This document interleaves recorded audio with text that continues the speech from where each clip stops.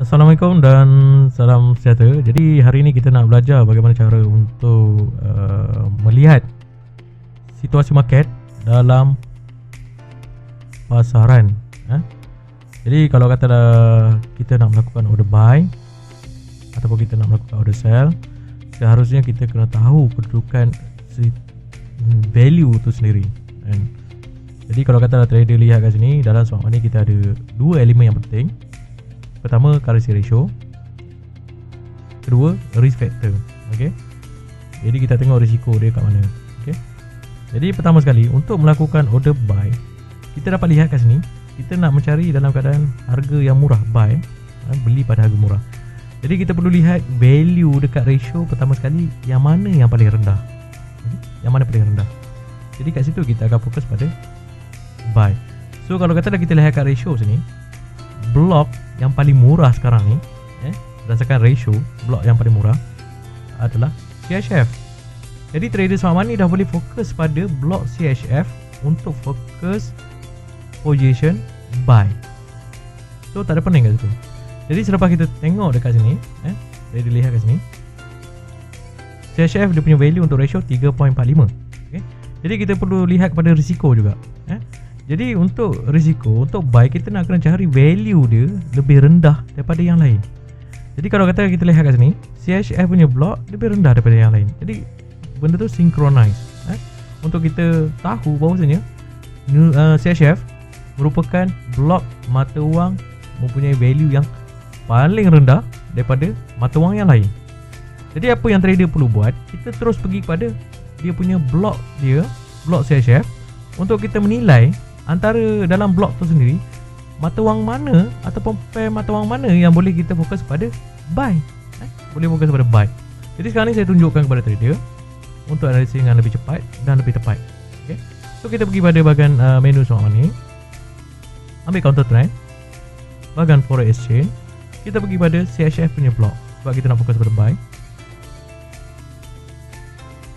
Jadi apa yang kita nampak kat sini, kita ada kedudukan yang tadi kita lihat 3.52 murah, maknanya CHF murah, dan blok dia 47 murah berbanding dengan blok yang lain.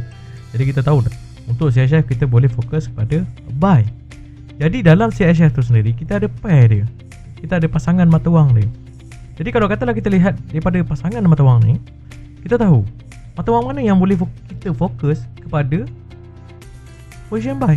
Jadi kita lihat antara banyak-banyak pair ni, yang mana nilainya paling rendah.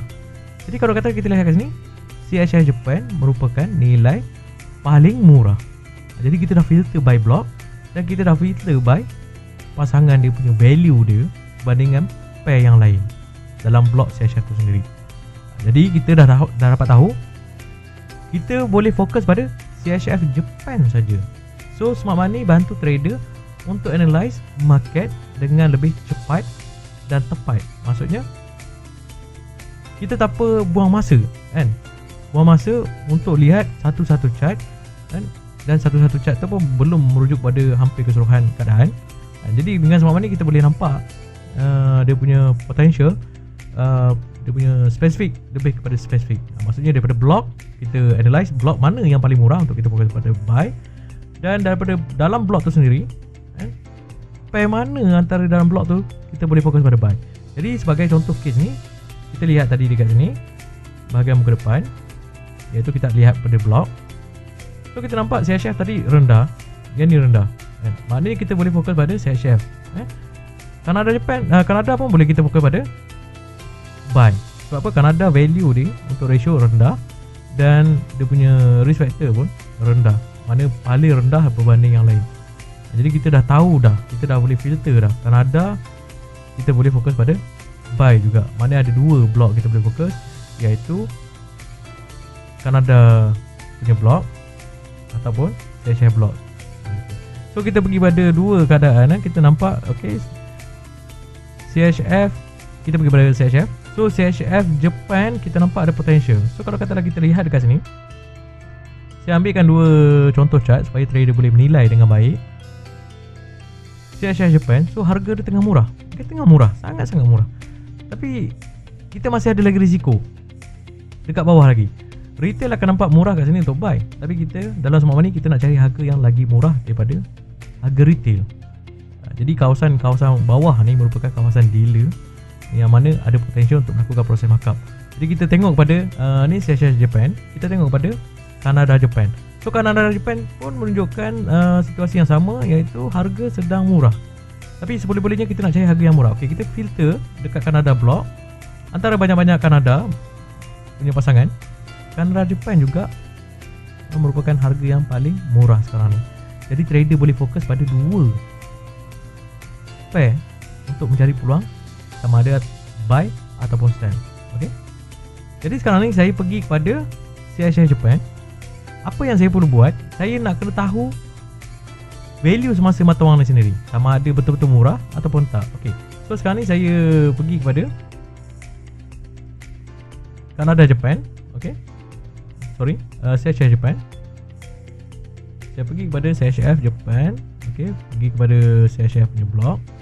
Okey.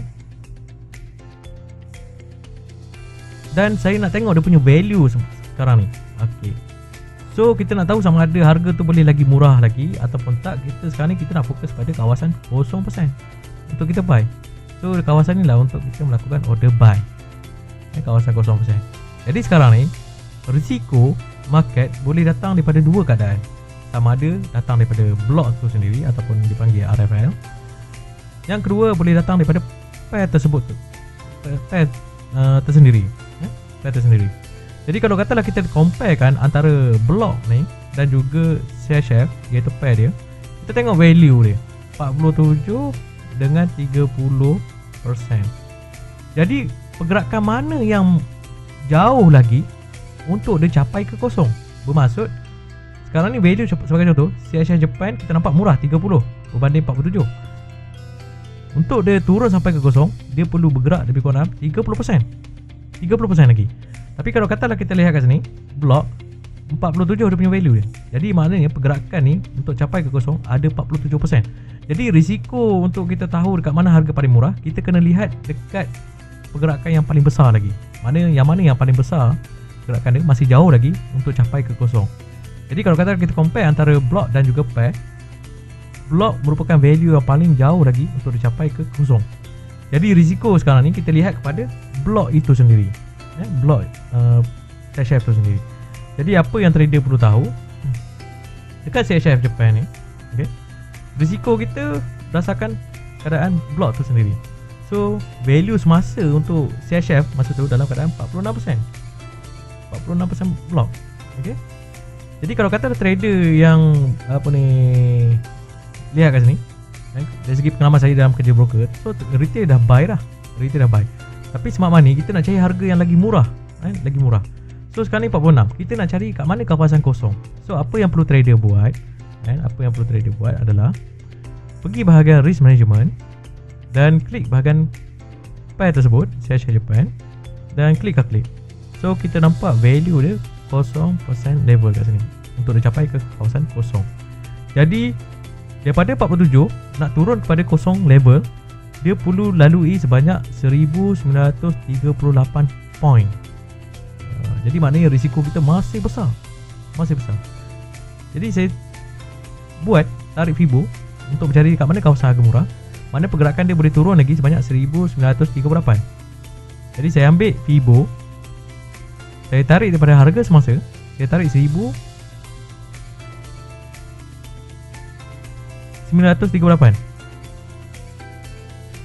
Okay. Jadi dekat sini lah harga murah dia. So kalau katalah trader retail yang tak apa ni, ada satu algoritma yang bagus, trader akan entry lebih awal. Tapi smart money kita ada algoritma yang lebih detail lagi untuk kita tahu kawasan-kawasan dealer dan kawasan-kawasan demand dan supply bagi pihak retail, dan kita mencari kawasan di mana potensial retail mengalami kerugian, dan kawasan-kawasan retail mengalami kerugian itulah kawasan di mana dealer ada potensial melakukan proses markup price. Jadi kita nak entry di kawasan-kawasan potensial dealer markup price, iaitu di kawasan antara 20 ke 0, kawasan biru ini untuk kita buy. Jadi sekarang ni kita dah nampak sini 46%. So saya zoom dulu, scale fix, untuk pastikan trader boleh nampak dengan lebih baik. Okay. Jadi sekarang ni kita dah nampak, okay, price sedang buat harga murah. And then sekarang ni kawasan ni potential retail masuk, buyer potential tinggi di sini. Dan value mata wang tersebut masih dalam keadaan 46%. Value mata wang CHF masih dalam keadaan 46%. Sangat-sangat tinggi. Jadi bila mana kita dah marking, kita dah nampak sini kawasan paling murah, iaitu kawasan kosong. Kawasan kosong. Okay. Dan kita nak kena cari kawasan di mana kawasan 20%, iaitu kawasan buy, kawasan dealer. Okay. Jadi apa yang trader perlu buat, daripada value semasa ni 46%, kita kena bahagikan 2 sebab kita nak dapatkan tengah. So bermaksud 46 bahagikan 2 lebih kurang dalam 23%. So dekat tengah Fibo ni 50% Fibo merupakan 23% bagi mata wang pair itu sendiri. Maksudnya sekiranya value untuk blok ni turun 23%, so dia boleh cecah dekat kawasan yang ni. Jadi sekarang ni kalau katalah kita lihat kawasan tengah Fibo ni 23%, kita perlu cari kawasan 20%. So 20% kalau kata kita lihat kawasan 20% ni berlaku di mana? Berlaku sama ada di kawasan atas ni 61.8 Fibo ataupun di bawah ataupun di tengah. Jadi 20% untuk blok dia berlaku di sini. Okay? Berlaku di sini. Sini 20%. Okey. 20%. Jadi apa yang trader boleh nampak? Okey, apa yang trader boleh nampak? Sinilah kawasan biru. Kawasan biru ya ni, antara 0 hingga 20. Ini kawasan biru dia. Jadi kawasan ni lah kawasan merupakan kawasan potential retail cut loss di bawah, dan dealer ada potential untuk melakukan proses markup. Jadi kita dah standby dah. Jadi smart money dah prepare lebih awal dengan perancangan daripada A sampai Z. Bila mana kita entry kat sini, katalah dealer against lagi kat sini, so smart money trader akan standby lagi kat bawah. Standby lagi kat bawah. Jadi retail yang entry lebih awal, dia tambah lagi entry. Dia katalah dealer markup lagi price, menyebabkan CHF makin murah. And then kita smart money trader akan standby di kawasan bawah ni untuk melakukan proses profit, melakukan proses entry dan juga melakukan profit di situ. Jadi smart money dia dah spesifik bantu trader untuk menilai mata wang mana yang paling baik, mata wang mana yang paling baik yang boleh kita fokus, dan kita boleh fokus pada entry untuk melakukan proses profit. Ini cara-cara dia, kaedah smart money untuk mencari harga murah dalam pasaran. Jadi kalau kata trader nak belajar lebih detail, so trader boleh join webinar untuk dapatkan info-info yang lebih detail lagi bagaimana ingin menjadi sebagai seorang dealer dalam pasaran berbanding menjadi seorang trader. Okay? Jadi saya harap trader boleh dapatkan information seberingkas ini untuk CHF Japan, dan boleh meningkatkan skill kepada tahap yang lebih optimum. Jadi seboleh-bolehnya janganlah sampai 10 tahun baru nak melakukan perubahan. Jadi daripada awal lagi perlu ada perubahan minda. Kita nak mencari harga yang lebih baik lagi dalam pasaran. Kita nak cari produk mana yang terbaik. Sebagai contoh, kita nak berniaga pun, kita nak mencari produk yang terbaik dengan harga yang lebih baik. So sama juga dalam trading, kita dah ada buat pemilihan produk mana yang terbaik. Jadi dari segi pemilihan kita ada dua, iaitu CHF Japan dan juga Canada Japan. Jadi kita dah boleh nampak dua produk terbaik dan kita nak cari harga yang lebih baik. Jadi saya tunjukkan contoh untuk Canada Japan. Jadi Canada Japan juga kita fokus pada buy. So saya cuba melakukan proses marking supaya trader boleh nampak dengan jelas untuk dua contoh ini. So kita pergi bahagian smart money, counter trend, bahagian forex exchange, dan pergi bahagian Canada, blok Canada. Sebab Canada tadi merupakan mata wang yang paling murah selain daripada CHF. Jadi kalau kata kita compare kat sini antara blok Canada dan juga pair Canada Japan, kita lihat risiko mana yang masih jauh lagi untuk capai ke kosong. So kalau kata kita lihat Canada Japan 28%, tak jauh. Kita tengok blok 44%. Jadi maknanya risiko untuk Canada turun lagi sampai ke kosong, buat harga lagi murah, perlu bergerak lebih kurang dalam 44%. Jadi dalam bentuk risiko dia, dalam bentuk dalam chart, apa yang perlu trader buat adalah kita pergi bahagian Canada Japan, klik calculate dan pergi bahagian kosong level. Jadi kita akan lihat kat sini risiko untuk Canada Japan untuk turun lagi sampai ke kosong perlu turun sebanyak 1513 point. Jadi apa yang trader perlu buat? Trader perlu tarik Fibo Tapi tak apa, kita terus tulis dia punya teks. So value semasa yang kita lihat adalah 44% block. Sebab kita lihat pada block, iaitu Kanada tu sendiri. Mana value Kanada tu masih dalam keadaan tinggi, tak cukup murah. Jadi kalau katalah betul-betul murah, dia berada dalam keadaan 20%, 30%, minimum 30%, baru murah. 44 masih mahal lagi. Jadi apa yang perlu kita buat? Pergi bahagian Fibo, kita tarik sebanyak 1500 poin. Okay, 1500 poin di sini. Okay, 513.